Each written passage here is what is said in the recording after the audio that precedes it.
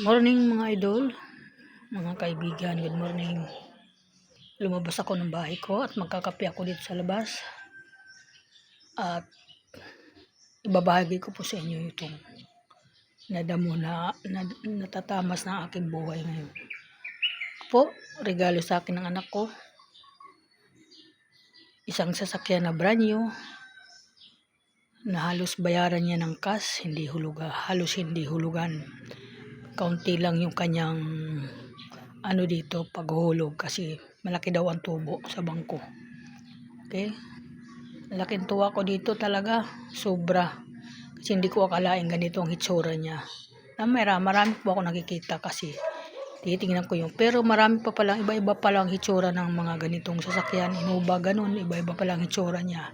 Nung nakita ko siya, malapad po siya at mahaba, maraming laman na tao, eksaktong-eksakto kami, maluwag pa. Ako ay nagpapasalamat ngayong umaga sa aking anak na nagulat kami sa taon na ito. Maraming salamat. Sana pag-ingatan po siya na maganda at marami po siya natutulungan na mga iba pang tao, hindi lang sa amin mga magulang. Iyon po mga idol. Mangarap lang po kayo para matupad yung inyong mga pangarap. Walang masama sa pangarap kasi wala namang pambayad dyan. Ganun po ang ginagawa. Mulat sa pool, maliliit pa po sila, nangangarap po ako. Kaya wag po tayo huminto ng pangarap kasi ang buhay natin ay parang gulong, ay umiikot yan. Malay mo sa isang bukas, nag-iba na yung buhay natin, lalo na kung mayroon tayong mga anak ng mga mababait, yun po ang magpapaligaya sa inyo. Marami pong salamat sa anak ko lahat na mga nag-abala ngayong taon sa amin. Thank you po at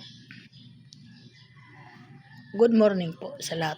Kaibigan, ingat po tayo lahat. Hindi po ako sa ipinag-ano ko ito, talagang pinagmamalaki ko ito sa aking mga anak dahil napakaganda ng regalo nila sa amin, niya sa amin.